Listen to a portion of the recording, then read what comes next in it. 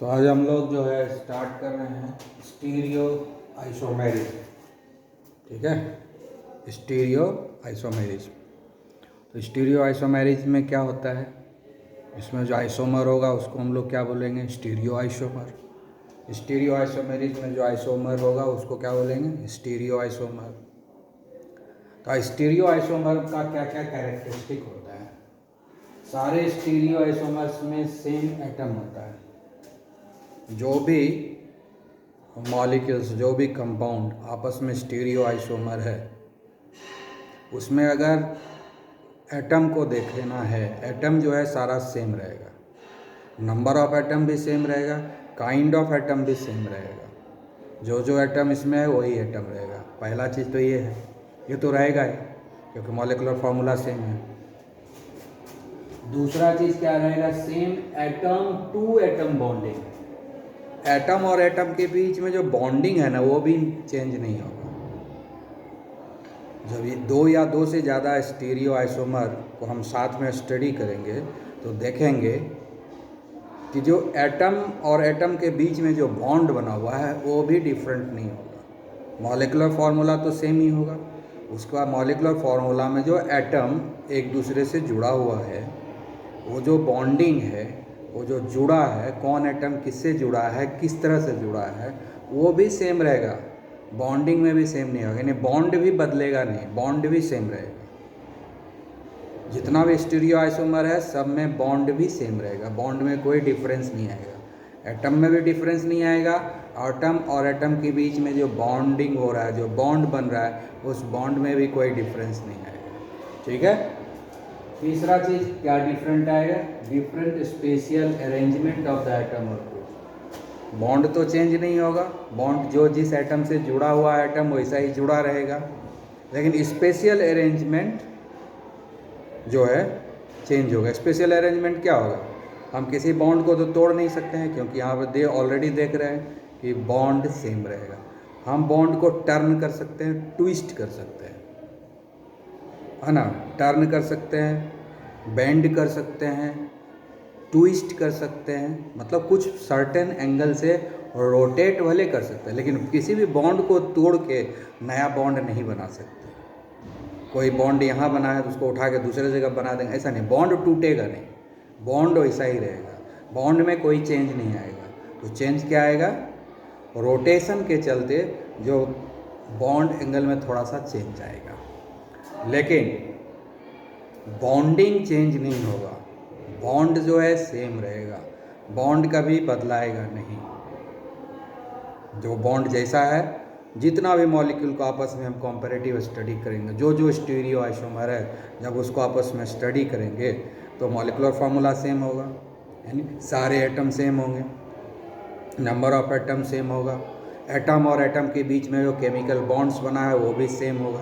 तो डिफरेंट क्या होगा कि उसी मॉलिक्यूल के कुछ बॉन्ड को पकड़ के टर्न एंड ट्विस्ट कराएंगे, टर्न कराएंगे, ट्विस्ट कराएंगे, उससे एक डिफरेंट अरेंजमेंट मिलता है ना। जैसे कोई वायर है, उसको ऐसे बेंड कर दिए तो हम रेक्टेंगल भी बना सकते हैं, ठीक है, स्क्वायर भी बना सकते हैं, किसी भी तरह का हम क्वाड्रिलेटरल बना सकते हैं या ट्रायंगल बना सकते हैं। तो वायर एक ही है, उस वायर को हम लोग टर्न ट्विस्ट करके अलग अलग शेप दे सकते हैं। तो उसी तरह से यहाँ पर जो है बॉन्ड तोड़ना, इस वायर को हमने तोड़ा नहीं, बिना तोड़े उसका ट्रायंगल बना देते हैं, बिना तोड़े उसको स्क्वायर बना देते हैं, बिना तोड़े उसको हम रेक्टेंगल बना देते हैं, बिना ही तोड़े उसको हम सर्कल भी बना सकते हैं, बिना तोड़े हम उसको जो है हेक्सागोन भी बना सकते हैं, ऑक्टागोन भी बना सकते हैं। तो अलग अलग शेप देंगे बिना ब्रेक किए। उसी तरह से यहाँ भी बिना ब्रेक किए हम जो है अलग अलग अरेंजमेंट कर देंगे, बिना बॉन्ड को तोड़े, टर्न एंड ट्विस्ट के सहारे। ये जो स्पेस है, ये जो रीजन है जिसमें वो 3 डायमेंशनल शेप जो है, उसमें थोड़ा बहुत चेंजेज आएगा, टर्न एंड ट्विस्ट करना है शेप। ठीक है, वही कह रहा है, different spatial arrangement of the atom और group around the central atom. तो सेंट्रल एटम के अराउंड उसको टर्न एंड ट्विस्ट करेंगे, उससे जो डिफरेंट स्पेशियल अरेंजमेंट मिलेगा, ठीक है, वही उससे जो नया नया कंपाउंड बनता है, वही है हमारा स्टीरियो आइसोमर। और ये जो स्टीरियो आइसोमेरिज कब संभव है? जब किसी भी कॉम्प्लेक्स कंपाउंड का, किसी भी कोऑर्डिनेशन कंपाउंड का कोऑर्डिनेशन नंबर 4 या उससे ज़्यादा हो। यानी अगर किसी भी कॉम्प्लेक्स कंपाउंड है, कोऑर्डिनेशन कंपाउंड है, और अगर उसका कोऑर्डिनेशन नंबर 4 से कम है, 3 है, 2 है, तो फिर वो स्टीरियो आइसोमेरिज शो नहीं करेगा। बाकी आइसोमेरिज शो कर सकता है, लेकिन स्टीरियो आइसोमेरिज शो तभी करेगा जब उसका कोऑर्डिनेशन नंबर 4 है, यानी कम से कम 4 लिगेंड रहेगा। ठीक है, मिनिमम 4 लिगेंड्स होना ज़रूरी है। 4 एंड मोर, 4 है, 5 है, 6 है, आगे जितना भी 4 and higher number of ligands जब रहेगा तभी ये हमारा संभव है स्टीरियो आइसोमेरिज। अगर 4 से कम है कोऑर्डिनेशन नंबर तो स्टीरियो आइसोमेरिज संभव नहीं है। ठीक है, अब इस टर्न और ट्विस्ट के सहारे स्टीरियो आइसोमेरिज्म 2 तरह का होता है। ज्योमेट्रिकल आइसोमेरिज्म होता है, ऑप्टिकल आइसोमेरिज्म होता है। स्टीरियो आइसोमर कितने तरह का? ज्योमेट्रिकल आइसोमर होता है और ऑप्टिकल आइसोमर होता है। ठीक है, तो ज्योमेट्रिकल आइसोमर जो होता है restricted rotation around the central atom, central atom के अराउंड जो है रेस्ट्रिक्टेड रोटेशन करते हैं, ट्विस्ट कराते हैं, उसमें पूरा जो है 180 या 360 से रोटेट नहीं हो पाता है, कुछ सर्टेन एंगल तक ही हम रोटेट कर पाते हैं। तो उसके चलते जो ट्विस्ट जो होता है, उसके चलते जो डिफरेंट स्पेशियल अरेंजमेंट बनता है रेस्ट्रिक्टेड रोटेशन के चलते, उसको हम लोग बोलते हैं ज्योमेट्रिकल आइसोमेरिज। और जो आइसोमर होता है उसको बोलते हैं ज्योमेटर, है ना, ज्योमेट्रिकल आइसोमर। ठीक है, दूसरा क्या होता है कि ये जो ऑप्टिकल आइसोमेरिज्म, इस ऑप्टिकल आइसोमेरिज्म में मॉलिक्यूल के साथ कुछ भी नहीं होता है। इस ज्योमेट्रिकल आइसोमेरिज्म, ये ऑप्टिकल आइसोमेरिज्म में किसी भी ये जो आइसोमर्स है, स्टीरियो आइसोमर्स, उसके साथ कुछ भी नहीं होता है, टर्न्स ट्विस्ट कुछ भी नहीं होता है, सब कुछ सेम रहता है। तो क्या होता है, जब हम बहुत सारा ज्योमेट्रिकल आइसोमर ले लिए, 2 या 2 से ज़्यादा ले लिए ज्योमेट्रिकल आइसोमर, और उससे हम प्लेन पोलराइज लाइट पास कराते हैं। प्लेन पोलराइज लाइट क्या है? जो हमारे घर में ट्यूबलाइट है, बल्ब है, वो या सनलाइट देख रहे हैं, ये सब क्या है? ये सब जो है मोनोक्रोमेटिक लाइट, जो हमारे पास लाइट एनर्जी देख रहे हैं नेचुरली या इलेक्ट्रिसिटी से जो लाइट मिल रहा है, जो भी लाइट हमको सामने दिख रहा है, ये सारा लाइट क्या है? मोनोक्रोमेटिक लाइट है। मोनोक्रोमेटिक लाइट किसको बोलते हैं? जिस लाइट का vibration all the possible direction में, अगर यहाँ बल्ब जलाएंगे तो चारों तरफ होगा, ऊपर भी लाइट होगा, नीचे भी होगा, बायां भी होगा, दायां भी होगा, सब जगह होगा लाइट, यानी it vibrates in all the possible direction, है ना, सारे प्लेन में ये वाइब्रेट करता है। जितने तरह का प्लेन हम जो है कंसीडर कर सकते हैं, सोच सकते हैं, सारे प्लेन में वाइब्रेशन होता है, जिसको हम लोग बोलते हैं मोनोक्रोमेटिक लाइट। इसी मोनोक्रोमेटिक लाइट से हम कुछ व्यवस्था करते हैं, आर्टिफिशियल अरेंजमेंट करते हैं, जिसके चलते क्या होता है कि लाइट हमको एक ही प्लेन में मिलता है। यानी जब हम इसी लाइट को हम वाइब्रेट कराएंगे सिर्फ एक ही डायरेक्शन में, सिर्फ एक ही प्लेन में, सारे प्लेन में वाइब्रेट नहीं करेंगे, तो इसको बोलते हैं plane polarized light. When light vibrates in only one possible direction, vibrates in only one plane, then we say plane polarized light. So plane polarized light हमको क्रिएट करना पड़ता है, तो उसके लिए अरेंजमेंट है, उसके लिए इंस्ट्रूमेंट है, तो उसके हेल्प से हम लोग प्लेन पोलराइज्ड लाइट जो है प्रोड्यूस करेंगे। और फिर उस प्लेन पोलराइज्ड लाइट को, अब हम जब प्लेन पोलराइज्ड लाइट प्रोड्यूस कर लेंगे तो उस प्लेन पोलराइज्ड लाइट को हम पास कराएंगे ये डिफरेंट आइसोमर से। ठीक है ना, तो ये डिफरेंट आइसोमर से लाइट पास करेंगे और सामने जो है स्क्रीन के ऊपर ऑब्जर्व करेंगे कि क्या होता है।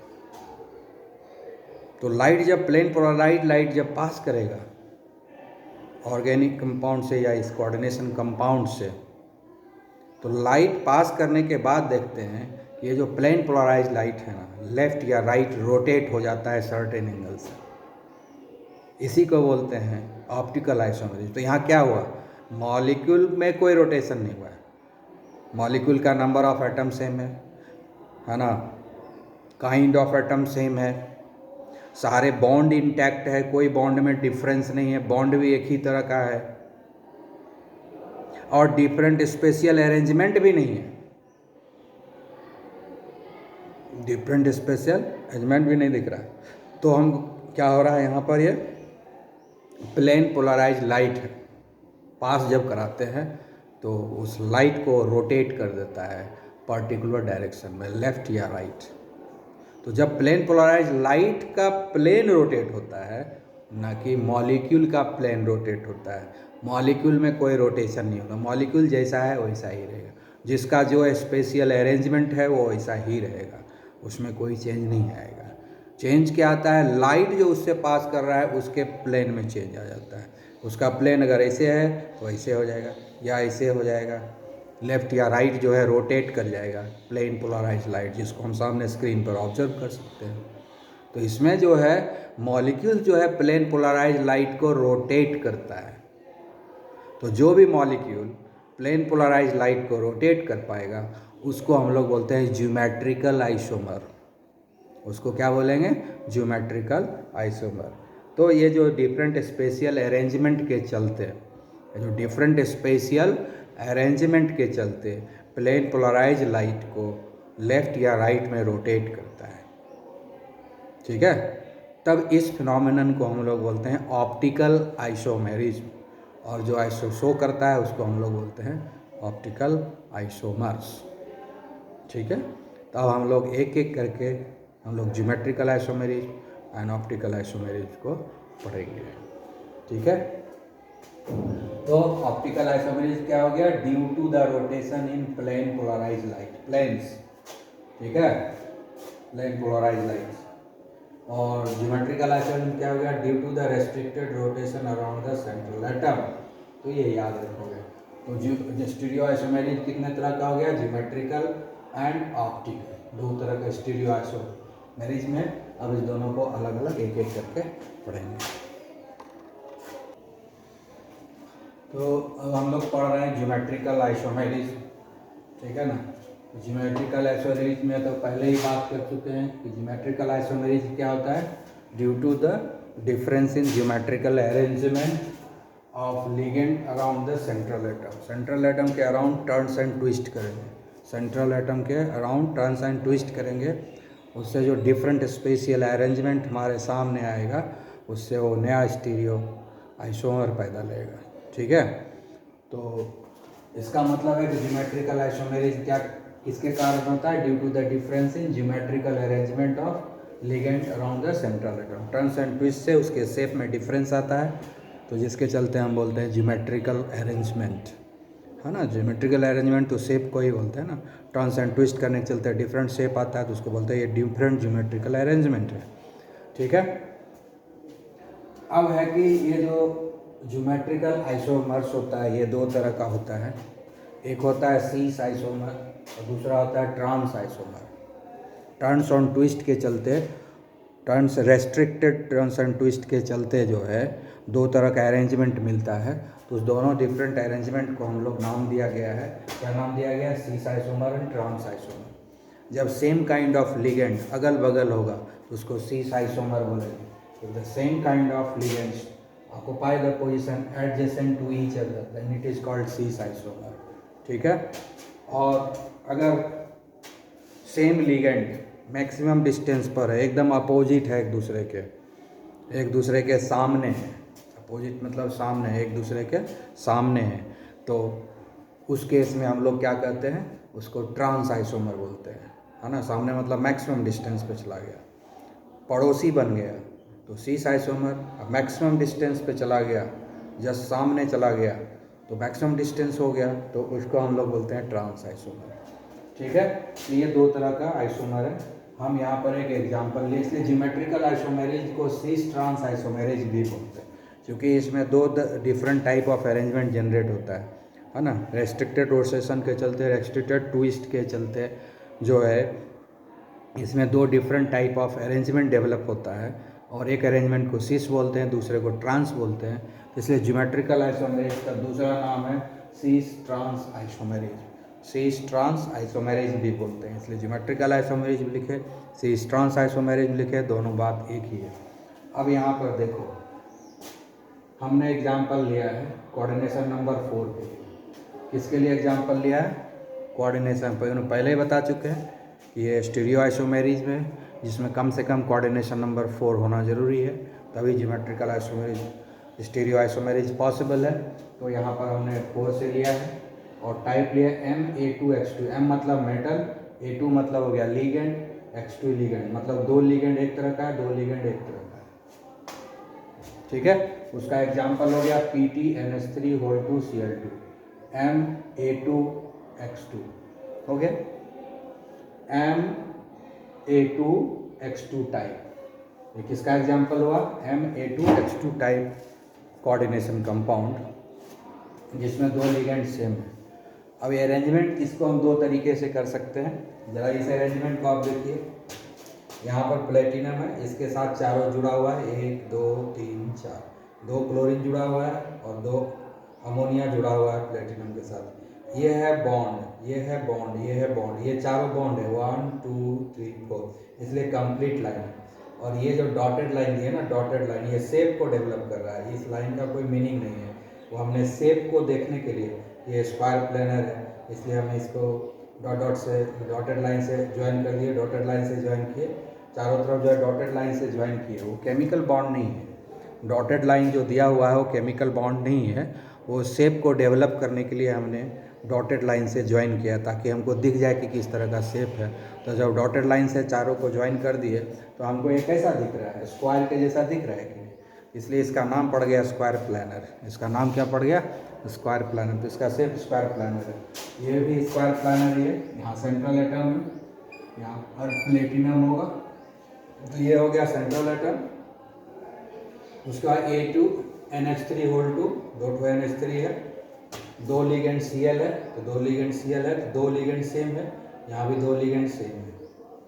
ठीक है, यहाँ पर देखिए कि ये क्लोरीन और सेम काइंड ऑफ लिगेंड जो है एडजेसेंट है, एक दूसरे के अगल बगल है, सबसे नज़दीक है, एक दूसरे के पड़ोसी है। सेम काइंड ऑफ लिगेंड एक दूसरे के अगल बगल है, पड़ोसी है ना। तो इसलिए ये हो गया सीस, इसलिए ये हो गया सीस आइसोमर। इसमें देखिए same kind of ligand maximum distance पर अपोजिट है। इसके सामने देखिए अमोनिया के सामने अमोनिया अपोजिट साइड है, इसके एक इधर है, इसके एक दूसरे तरफ है, यानी अपोजिट साइड में एक दूसरे के सामने। ये क्लोरीन भी देखिए एक दूसरे के सामने है, अपोजिट है एकदम। इसलिए इसको हम लोग मैक्सिमम डिस्टेंस पर जो है सेम काइंड ऑफ लिगेंड आ गया, same kind of ligand maximum distance पर आ गया है, एक दूसरे के अपोजिट में आ गया है सेम काइंड ऑफ लिगेंड। लेकिन यहाँ पर लिगेंड क्या है? एडजेसेंट है। Same kind of ligand adjacent to each other, same kind of ligand adjacent to each other. यहाँ पर सब एडजेसेंट टू ईच अदर है, यहाँ मैक्सिमम डिस्टेंस है, अपोजिट साइड में है। तो ये हो गया ट्रांस आइसोमर, ये हो गया ट्रांस आइसोमर। तो आप देखिए यहाँ पर कि नंबर ऑफ एटम सेम है, 1 2 3 4 5, 1 2 3 4 5 एटम सब सेम है। तो मॉलिक्यूलर फार्मूला दोनों का सेम हो गया। ठीक है, अब काइंड ऑफ एटम भी सेम है, एक प्लेटिनम है तो एक प्लेटिनम है, 2 अमोनिया है तो दो अमोनिया है, 2 क्लोरीन है तो 2 क्लोरीन है, तो सारा एटम भी सेम है। और सारे एटम जो जुड़ा हुआ है सेंट्रल एटम से, उस सेंट्रल एटम से ही जुड़ा हुआ है, वैसा ही जुड़ा हुआ है। ये क्लोरीन इस प्लेटिनम से जुड़ा हुआ है, ये क्लोरीन इस प्लेटिनम, यानी दोनों ही क्लोरीन इसी सेंट्रल एटम से जुड़ा हुआ है। यहाँ पर भी देखिए ये क्लोरीन इससे जुड़ा हुआ है, ये क्लोरीन इससे जुड़ा हुआ है। यहाँ पर डॉटेड लाइन पड़ गया है, कंप्लीट लाइन देना होगा क्योंकि ये केमिकल बॉन्ड को रिप्रेजेंट कर रहा है। ये डॉटेड लाइन जो है शेप को रिप्रेजेंट कर रहा है। तो दोनों ही क्लोरीन जो है प्लेटिनम से जुड़ा हुआ है, यहाँ भी दोनों क्लोरीन इसी प्लेटिनम से जुड़ा हुआ है। तो सेम सेंट्रल एटम से दोनों क्लोरीन जुड़ा हुआ है, यहाँ भी सेम सेंट्रल एटम से दोनों क्लोरीन जुड़ा हुआ है। तो दोनों जगह जो अटैचमेंट ऑफ एटम है वो सेम है, उसमें चेंज नहीं है। ये अमोनिया इससे जुड़ा हुआ है, ये अमोनिया इससे जुड़ा हुआ है, दोनों ही अमोनिया सेंट्रल एटम से जुड़ा हुआ, आपस में नहीं जुड़ा हुआ। यहाँ भी देखो दोनों अमोनिया जो है सेंट्रल एटम प्लेटिनम से जुड़ा हुआ है। तो दोनों जगह तो अटैचमेंट ऑफ एटम सेम है, उसमें कोई डिफरेंस नहीं है, इसीलिए स्टीरियो आइसोमर है ये दोनों। और स्टीरियो आइसोमर में कौन सा है? ज्योमेट्रिकल आइसोमर है, इसको सीस एंड ट्रांस आइसोमर बोलते हैं। ये सीस आइसोमर हो गया और ये ट्रांस आइसोमर हो गया, इसलिए इसमें हम सीस लगा दिए और इसमें हम ट्रांस लगा दिए हैं नाम में।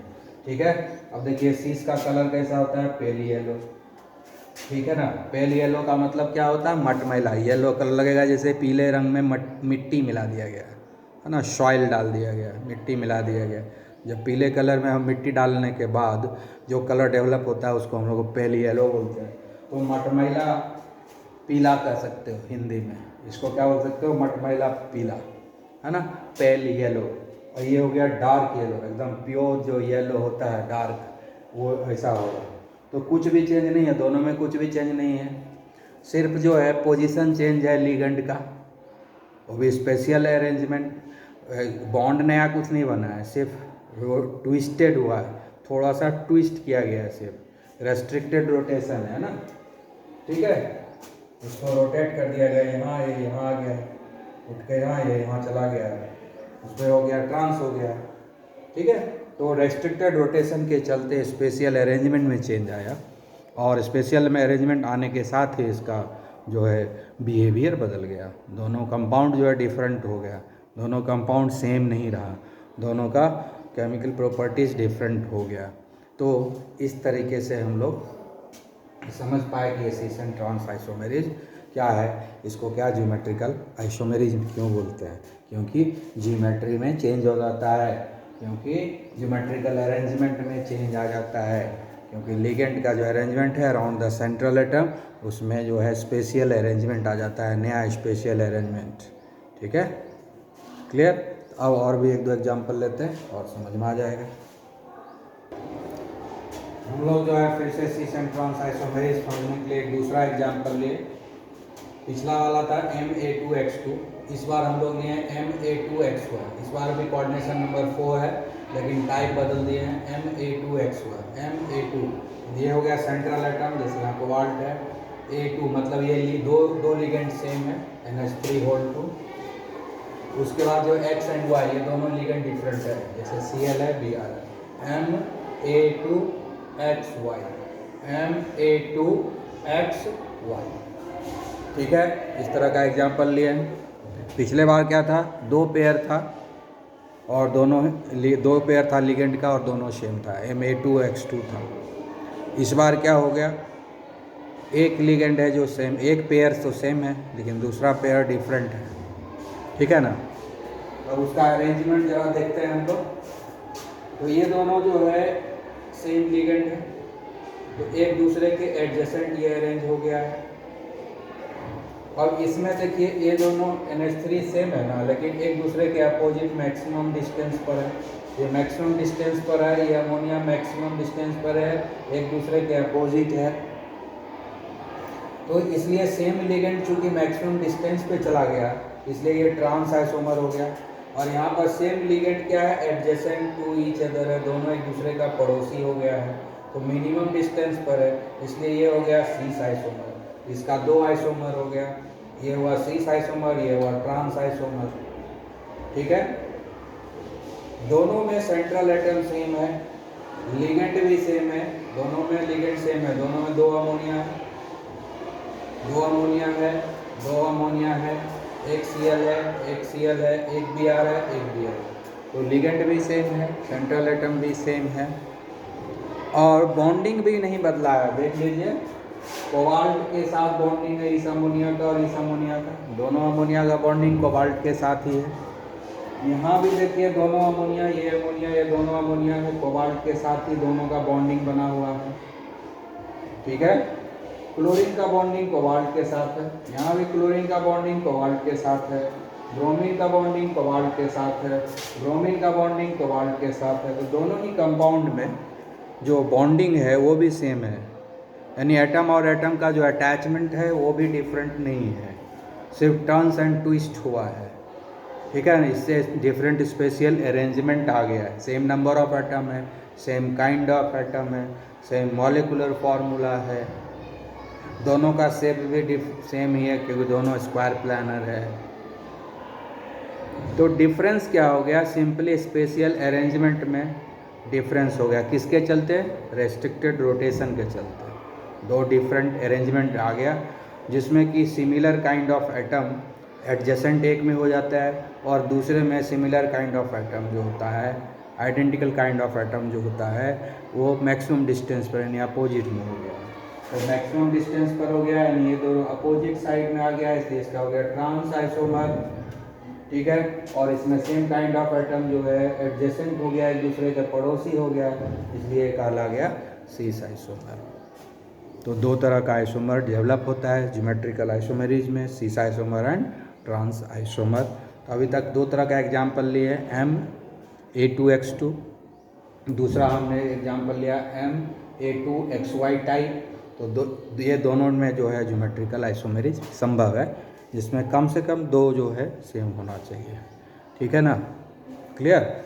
दो से ज़्यादा जब सेम हो जाएगा तब ज्योमेट्रिकल, अगर लिगेंड दो से ज़्यादा सेम हो जाएगा, आइडेंटिकल हो जाएगा, तो वहाँ पर सीस आइसोमर ट्रांस आइसोमर नहीं बनेगा, ज्योमेट्रिकल आइसोमेरिज्म नहीं होगा। तो जब भी होना चाहिए तो दो ही आइडेंटिकल लिगेंड होना चाहिए कम से कम। तो पहला में क्या था, दो पेयर था आइडेंटिकल लिगेंड का, लेकिन इसमें आइडेंटिकल लिगेंड का एक ही पेयर है। तो कम से कम एक लिगेंड तो है ना जो आइडेंटिकल है, जिसको हम लोग नज़दीक में भी अरेंज कर सकते हैं, दूर में भी अरेंज कर सकते हैं, इसलिए ज्योमेट्रिकल आइसोमेरिज्म होती है। ठीक है, ओके। अब जो है कोऑर्डिनेशन 4 का हमने जो है अरेंजमेंट डिस्कस किया। पहले हमने डिस्कस किया था MA2X2, फिर हमने डिस्कस किया MA2XY, ये दो टाइप हमने डिस्कस कर चुके हैं। तीसरा टाइप होगा MABX2। तो कम से कम जो है दो ही आइडेंटिकल होना चाहिए, आइडेंटिकल लिगेंड दो ही होना चाहिए। उससे ज़्यादा आइडेंटिकल लिगेंड होगा तो ज्योमेट्रिकल आइसोमेरिज्म शो नहीं करेगा। ठीक है ना, क्योंकि सीस एंड ट्रांस अरेंजमेंट फिर नहीं आएगा, पड़ोसी नहीं हो पाएगा और फिर उससे अपोजिट नहीं हो पाएगा, हमेशा पड़ोसी ही रह ही जाएगा या हमेशा ट्रांस ही रह जाएगा। तो सीस एंड ट्रांस दोनों संभव नहीं। इसलिए जो MAX2 टाइप, MABX2 यानी एक जो है ये X जो है ये सेम टाइप ऑफ लिगेंड है, इसलिए ज्योमेट्रिकल आइसोमेरिज्म को शो करेगा। सो ज्योमेट्रिकल आइसोमेरिज्म ऐसा ही हो गया ना, MA2X2 बोलो या MABX2 बोलो, बात एक ही है। नहीं, ये वाला MA2XY बोलो या MABX2 बोलो, ये और ये तो एक ही तरह का है ना। दो लिगेंड डिफरेंट है और एक लिगेंड जो आइडेंटिकल है। दो लिगेंड डिफरेंट है एक भी और एक लिगेंड सेम है। यहाँ पर भी एक लिगेंड सेम है और ये दोनों लिगेंड डिफरेंट है, तो इसी टाइप का हो गया तो आइसोमेरिज्म शो करेगा। अब आएगा MABXY, चारों का चारों डिफरेंट है, चारों का चारों जो है डिफरेंट है, तो ये भी ज्योमेट्रिकल आइसोमेरिज्म शो नहीं करेगा क्योंकि चारों डिफरेंट है। इसलिए हम लोग किसको पड़ोसी बोले, किसको मैक्सिमम अपोजिट बोले, ये संभव नहीं है। इसीलिए ये जो है शो नहीं करेगा ज्योमेट्रिकल आइसोमेरिज्म, शो नहीं करेगा ज्योमेट्रिकल आइसोमेरिज्म। फिर है MA4, मतलब चारों लिगेंड सेम है, चारों ही लिगेंड सेम है। ठीक है ना, कोऑर्डिनेशन नंबर 4 में चारों ही लिगेंड सेम है। तो चारों लिगेंड सेम है तो उसमें भी तो हम नहीं देख सकते हैं सीस एंड ट्रांस, क्योंकि चारों तो हमेशा वैसा ही दिखेगा ना। तो हम किसको कहें पड़ोसी और किसको बोले मैक्सिमम डिस्टेंस पर, सब तो पड़ोसी ही दिखता है। तो इसलिए इसमें भी आइसोमेरिज्म नहीं होगा। MA4 टाइप वाला भी जो मॉलिक्यूल होगा उसमें भी ज्योमेट्रिकल आइसोमेरिज्म नहीं होगा। उसके बाद MA3X मतलब एक लिगेंड जो है ना, तीन लिगेंड आइडेंटिकल है। MA3 तीन लिगेंड आइडेंटिकल है, चौथा डिफरेंट है। तो इसमें भी तो पड़ोसी है, सब हमेशा पड़ोसी रहेगा कि कोई तीन ठो सेम है ना, तो कैसे भी अरेंज करेंगे तो तीन में से दो हमेशा एडजेसेंट ही दिखेगा। तीन गो सेम है ना, तो तीन गो सेम है तो उसमें से किसी भी तरह हम अरेंज करेंगे तो दो हमेशा पड़ोसी ही दिख जाएगा। तो इसीलिए इसमें भी संभव नहीं है सीस एंड ट्रांस, हमेशा पड़ोसी रहेगा, सीसे नजर आएगा। उसके बाद MAX3, इसका उल्टा यहाँ 3 कर दिया, इसमें तीन गो लिगेंड यहाँ भी सेम है। तो उस तीनों लिगेंड को हम कैसे भी अरेंज करें उसमें से दो लिगेंड हमेशा जो है एडजेसेंट हो जाएगा। तो ट्रांस होने का कोई चांस ही नहीं होता है, हमेशा सी रहेगा। तो जब तक सीस एंड ट्रांस दोनों नहीं होगा तब तक कैसे कहेंगे कि ये ज्योमेट्रिकल आइसोमेरिज्म को शो करता है।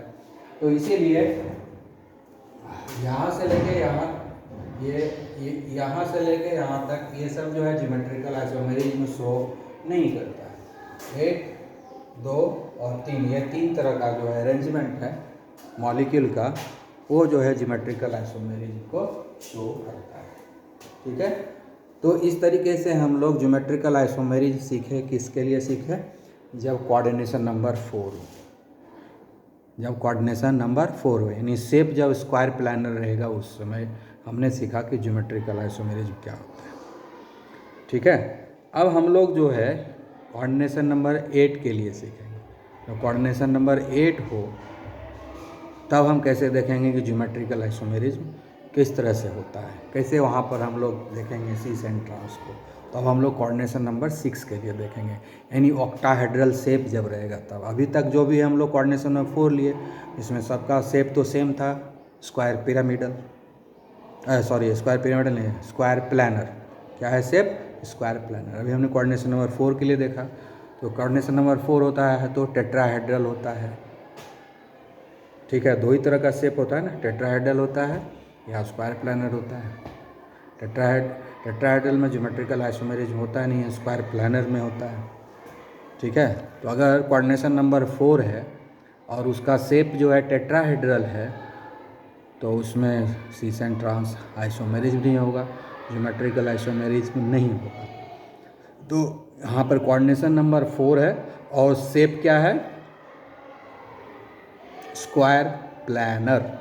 तो जब स्क्वायर प्लानर शेप होगा तभी जो है सीस एंड ट्रांस अरेंजमेंट नज़र आएगा, ज्योमेट्रिकल आइसोमेरिज्म नज़र आएगा। ठीक है, तो ये ध्यान देने वाली बात है। अब हम लोग जो है आगे पढ़ेंगे कोऑर्डिनेशन नंबर 6 के लिए। ठीक है, कोऑर्डिनेशन नंबर 6 के लिए पढ़ेंगे। ठीक है, तो कोऑर्डिनेशन नंबर 6 यानी कि ऑक्टाहेड्रल शेप होगा, उसके लिए पढ़ेंगे। तो जो हम लोग नेक्स्ट पीरियड में आएंगे तब उसकी पढ़ाई होगी। Okay, have a nice day.